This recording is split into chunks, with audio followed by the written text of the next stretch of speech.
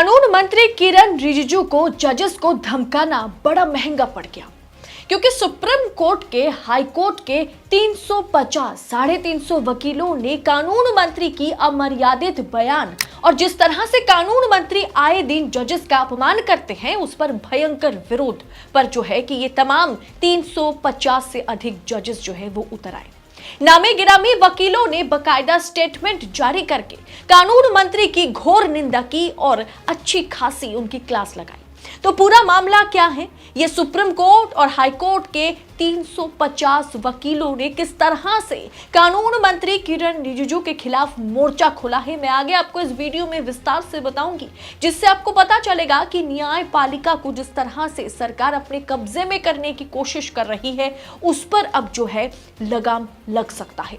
तो दोस्तों वीडियो को अंत तक जरूर देखिएगा, लेकिन सबसे पहले देश नीति को सब्सक्राइब करें और नोटिफिकेशन के लिए बेल आइकन को जरूर प्रेस करें। देश नीति, केवल सच्ची और पक्की खबरें। कानून मंत्री और जजों के बीच लड़ाई थमने का नाम नहीं ले रहा है। कभी कानून मंत्री मान मर्यादा को ताक पर रखकर पूर्व जजों पर, सुप्रीम कोर्ट पर, चीफ जस्टिस ऑफ इंडिया पर ऊंचे नीचे टिप्पणी करते हुए नजर आते हैं। एक तरह से नजर नहीं आते, सुप्रीम कोर्ट के जजों पर टिप्पणी करने से कानून मंत्री आजकल जो है बाज नहीं आते। तो वहीं हाल ही में कानून मंत्री ने पूर्व जजों पर ऐसी टिप्पणी की थी कि अब सुप्रीम कोर्ट और हाई कोर्ट के 350 वकीलों ने कानून मंत्री की घोर निंदा तो की ही, साथ में उन्होंने कानून मंत्री को बतौर कानून मंत्री मानने से जो है ना इनकार कर दिया। दोस्तों ये कोई छोटी मोटी बात नहीं है। तमाम नामी गिरामी वकीलों ने 350 वकीलों ने एक साथ किरण रिजिजू के खिलाफ मोर्चा खोला है। सुप्रीम कोर्ट और हाई कोर्ट के 350 से ज्यादा वकीलों ने कानून मंत्री किरण रिजिजू के विवादित बयान की निंदा की है। रिजिजू ने इंडिया टुडे के कॉन्क्लेव में रिटायर्ड जजों पर जो है कि एक गंदी टिप्पणी की थी। उन्होंने यह विवादित टिप्पणी की थी। उन्होंने कहा था कि कुछ रिटायर्ड जज जो है वो एंटी इंडिया ग्रुप का हिस्सा बन गए हैं। जरा सोचिए, अगर जजेस सरकार की वाहवाही करें तो बहुत खूब, बहुत अच्छी बात है, सब चंगा सी, लेकिन अगर जजेस सरकार की हाँ में हाँ ना मिलाए तो वही जज जो है ना वो देश विरोधी हो जाते हैं, देश विरोधी गैंग का हिस्सा बन जाते हैं। एक कानून मंत्री को इस तरह की टिप्पणी करना क्या शोभा देता है?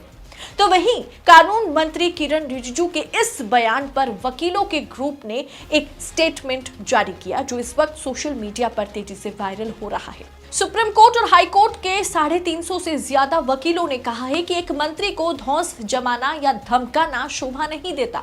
सरकार की आलोचना करना ना तो राष्ट्र के खिलाफ होता है और ना ही देशद्रोही गतिविधि है। वकीलों का कहना है कि रिटायर्ड जजों को धमकी देकर कानून मंत्री लोगों को मैसेज दे रहे हैं कि विरोध के किसी भी स्वर को बख्शा नहीं जाएगा। वकीलों ने जोर देकर कहा है कि सरकार के आलोचक हर तरह से उतने ही देशभक्त थे जितने सरकार में पदस्थ लोग हैं। केंद्र सरकार चाहती है कि जजों की नियुक्ति में उसका भी हस्तक्षेप हो, लेकिन कॉलेजियम में ऐसा कोई नियम है ही नहीं। दोस्तों आपको मैं फिर से बता देती हूं, आप एक बार फिर से जान लीजिए कि कानून मंत्री किरण रिजिजू क्या बोले थे जजों के बारे में। उन्होंने किस तरह की गंदी टिप्पणी की थी। उन्होंने कहा था कि कई रिटायर्ड जज देश विरोधी गैंग का हिस्सा बन गए हैं। कुछ लोग न्यायपालिका को सरकार के खिलाफ करना चाहते हैं। ऐसे लोग बचेंगे नहीं। देश के खिलाफ काम करने वालों को इसकी कीमत चुकानी पड़ेगी। पूर्व जजों के लिए या जजों के लिए इस तरह की टिप्पणी या इस तरह की धमकी क्या एक कानून मंत्री को शोभा देता है? ये धमकी नहीं है तो फिर क्या है? अगर जजेस कोलेजियम का सपोर्ट करें तो वो देश विरोधी हो जाएंगे। मतलब आप सोचिए कि पत्रकार अगर सरकार के खिलाफ आवाज उठाए तो वो देश विरोधी है। अगर आम पब्लिक सरकार से सवाल पूछे, सरकार के खिलाफ आवाज बुलंद करे तो उन पर यूएपीए लग जाता है और उन्हें सलाखों के पीछे भेज दिया जाता है। वही काम अब जजेस करे, वकील करे तो उन्हें भी सरकार देशद्रोही करार देने में दो बार नहीं सोच रही। कानून मंत्री जो है ना किरण रिजिजू यही नहीं रुके। उन्होंने आगे कहा कि देश के भीतर और बाहर भारत विरोधी ताकतें एक ही भाषा का इस्तेमाल करती हैं कि लोकतंत्र खतरे में है। इंडिया में मानवाधिकारों का अस्तित्व नहीं है। ये भारत विरोधी एक साजिश है। वही भाषा राहुल गांधी भी इस्तेमाल करते हैं। इससे भारत की छवि जो है वो खराब होती है। मतलब राहुल गांधी पूर्व जजेस, वकील, विपक्ष, पत्रकार, सोशल एक्टिविस्ट आम पब्लिक जो भी सरकार के खिलाफ आवाज उठाए वो आराम से देश विरोधी हो जाता है। मतलब मोदी के खिलाफ या सत्ता से सवाल पूछना, सत्ता के खिलाफ आवाज उठाना कब से देश विरोधी हो गया हमें तो मालूम नहीं। तो वहीं सुप्रीम कोर्ट और हाई कोर्ट के जजेस ने तो बहुत अच्छा सबक सिखाया। 350 वकीलों ने अपने स्टेटमेंट में किरण रिजिजू की टिप्पणी की निंदा करते हुए काफी कुछ बयां किया। उन्होंने आगे कहा कि प्रधानमंत्री मोदी का बयान याद दिलाया जिसमें पीएम मोदी ने कहा था कि सरकार से कठिन सवाल और आलोचनाएं होनी चाहिए क्योंकि सरकार को सतर्क और उत्तरदायी बनाए रखने का यही एकमात्र तरीका है। वकीलों का कहना है कि कानून मंत्री को यह महसूस करना चाहिए कि वे कार्यपालिका और न्यायपालिका के बीच एक कड़ी है। उन्हें गरिमापूर्ण तरीके से सार्वजनिक संवाद को बनाए रखना चाहिए।